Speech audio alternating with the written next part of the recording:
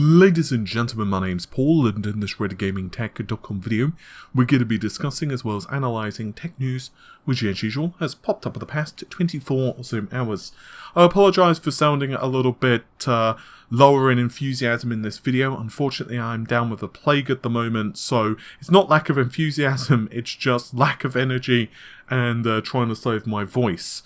But I can assure you there are some very interesting stories that I'd like to go through, and I'll start things out with a small update for the Intel Comet Lake range. This is the 10700KF processor, which is an 8-core, 16-thread CPU. We've got a leaked benchmark on Syssoft Sandra. There have been several benchmarks actually for the 10th generation CPUs that have popped up recently. They're going to launch at some point this year. I'm hearing it's going to be April. It could slip to May. But honestly, don't be surprised if we get an entirely different release date, because it's certainly not set in stone at this point. Anyway, the 10700KF is an 8-core, 16-thread part. It's very similar, basically, to the 9900K, albeit with some differences in clock frequency. These results basically reflect that.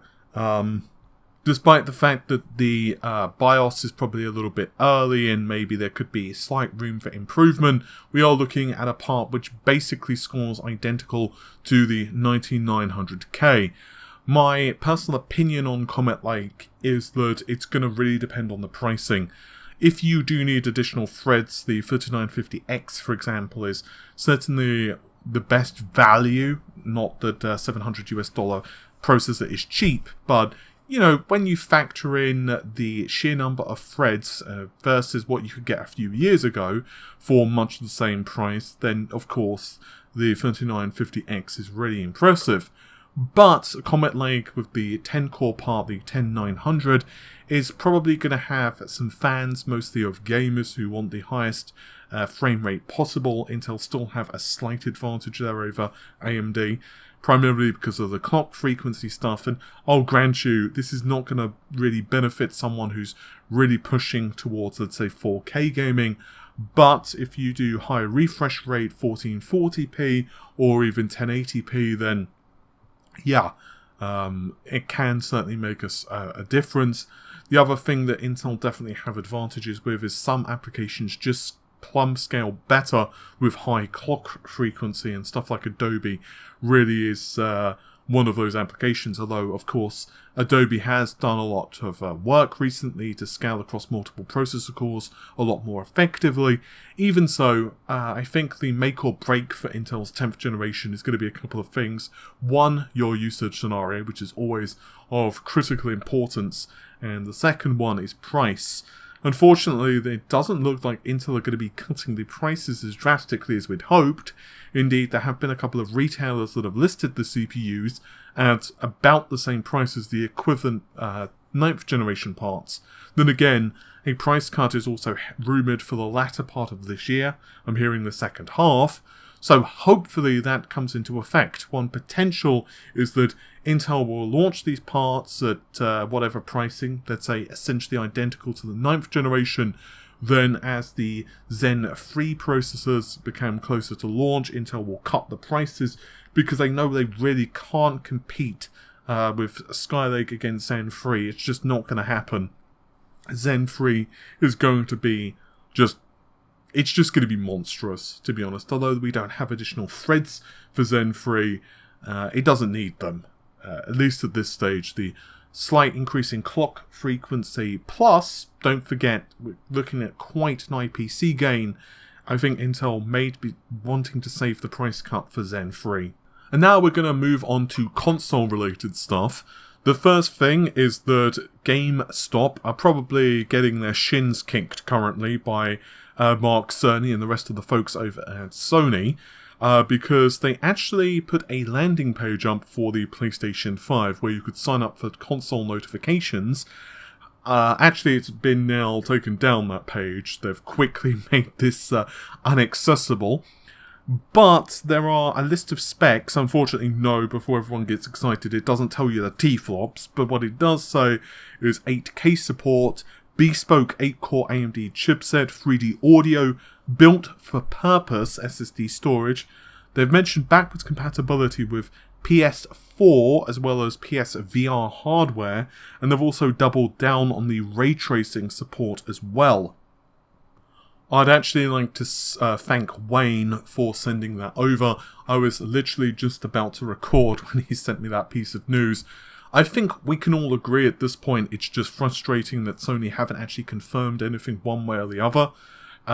Whether they're behind in terms of specs or whether they're in front in terms of specs, I just want to see something. And while I'm really happy that Microsoft revealed some stuff regarding the Xbox, and we'll actually talk more about some Xbox related announcements in a moment, I would really like just to see some gameplay, some really solid gameplay at this point. I suspect one of the reasons we're not seeing that is that they're probably trying to put as many final touches on the experience as possible, because let's say that they're working on a game and they haven't enabled certain features yet. Let's say ray tracing isn't up to par, or maybe they don't feel that the resolution's running as high as possible, or maybe they don't have high enough frame rate or whatever. I'm just giving an example, but they may be trying to make Halo Infinite running at like 120 FPS at whatever resolution, and maybe they just don't want to put anything out until then. But I think it's super frustrating, and specs are great, and I'm super excited to see what Sony are doing with the specs. But I will say at this point, I really want to see some gameplay, and I want to know some of the titles that are going to be available for both consoles. I think the console lineup this time is going to be really amazing. Last generation, it was okay. I bought a PS4 on launch, and then I bought an Xbox a bit later. And I really, really loved Killzone Shadowfall. I will say, I loved Killzone Shadowfall. I know some people felt it was a bit shallow and stuff like that, but I really love Killzone Shadowfall. But the PS4 on launch wasn't amazing. There were some pretty cool indie games like Resogun, and same thing for Xbox as well, of course. But I think next generation, or this generation coming, is going to be really aggressive from both companies. I'd also like to discuss a few things regarding the controller of the next generation PlayStation. There's been a patent which has been discovered. It was originally discovered on Reddit and of course quickly started to spread over the internet. The best way I can describe this is the PlayStation back button attachment, albeit with wireless charging enabled. The adapter, says the document, can also mirror the keys of a controller, so the gamer could remove the adapter from the controller from the charging base, keep the adapter on the controller, and use the controller keys or the adapter keys to control a computer game. As I mentioned, it looks very much like the PlayStation back button. So there's several ways you can take this. The first is that the PlayStation back button was originally going to have this functionality, then they didn't incorporate it. Maybe they had to do a new revision of the DualShock controller for it to work, and they were like, yeah, we're not happy to do that. Another potential possibility is it was a feature that was going to be used either for this generation or the next generation, and then maybe they couldn't get it working properly. Maybe it wasn't reliable enough or whatever. Or, and this is what I'm probably banking my money on, it's simply for a new version of the PlayStation and DualShock controller, DualShock 5. Therefore, maybe the back button was kind of like version 1, but the new version is going to include the back button functionality and also the wireless charging as well. There's also a patent doing the rounds, also for the PlayStation 5 controller, that essentially shows the controller being able to monitor your heart rate and grab biometric data from you. So it basically measures your heart rate, the amount of sweat in your hands, and so on, which can then be used to enhance, that's what they say anyway, your gaming experience. It looks like they're really pushing this for VR experiences, like a VR headset. But, of course, A patent doesn't equal a product, and B, I would like to see how this would work in reality. Like, what if you're in a really cold environment? What if you're just someone who naturally sweats a crap ton? You all know that person, that friend, who you hand the controller to, and then you feel like you need to use several cloths to just wipe it down afterwards. And also, what if you've got health issues? What if you are coming in from the cold and then, now you're in a nice toasty room? Like, how does all of this type of stuff happen? I assume it's going to get like some type of baseline. And then obviously, if the room maintains a similar temperature in your body and then it notices your heart rate starts going up. And yeah, I think it could be kind of cool, but I don't necessarily know if I would personally like it included in my games. I think, yeah, not saying I'm 100% sold on that one. Now I want to finish the video off with the Xbox Series X and Larry Hyrb and his podcast. I'll link it, of course, in the video description. I think everyone can agree that one thing we didn't expect for this week is Phil Spencer to take to his blog and just reveal lots of details of the next generation Xbox. I think at the very least we're expecting some type of fanfare, some type of event, or some type of like live stream or something. But no, just took to the internet and typed a whole bunch of words, which is fine, but it left us still with a crap ton of questions. Obviously, there were a lot of technical things that were still not answered, like the exact configuration of the system, and by exact configuration, I mean really any of the configuration. We still don't even know the clock frequency of the CPU, the GPU configuration, we don't know the amount of RAM, the bandwidth of the system, and so on, and so on, and so on, and so on. But anyway, Larry Hyrb, during an interview, actually reveals quite a few details when he was discussing things with Jason Ronald, who is the director of Xbox Program Management. And he actually details a whole bunch of stuff. So one of the things he mentioned is that you can actually have essentially save states of games.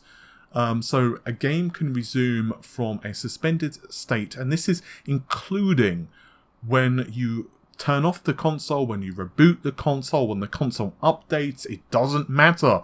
It will just continue exactly where you left off, and it can support several games.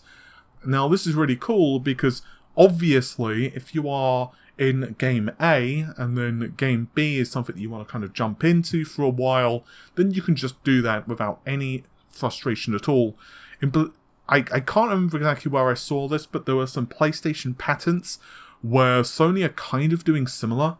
So with the PlayStation patents, what you can do is, let's say for the sake of argument, you're playing a match of, let's say, Tekken.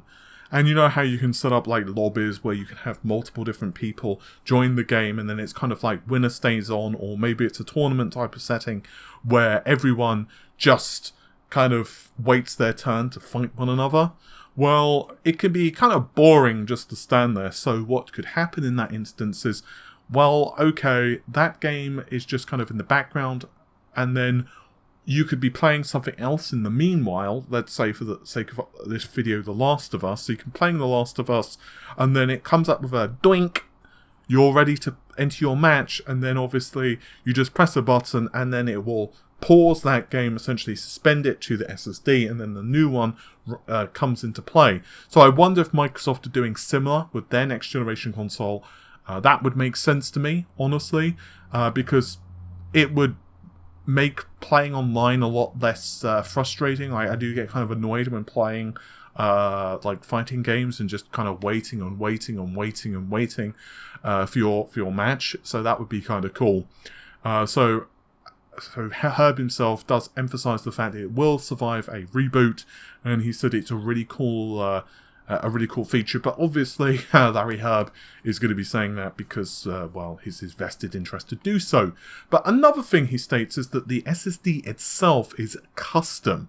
Unfortunately, details here were sketchy at best. They don't provide any details of exactly how it's custom. Is it just custom in terms of the firmware? Is it custom in terms of the build? Is it custom in terms of just what he means by the drivers and the actual software that kind of surrounds it? Or is it custom in many different aspects? One thing that, if you'd asked me just a few days ago, the Xbox was definitely behind in terms of SSD technology. But maybe that's because we were getting all of our information from early development kits.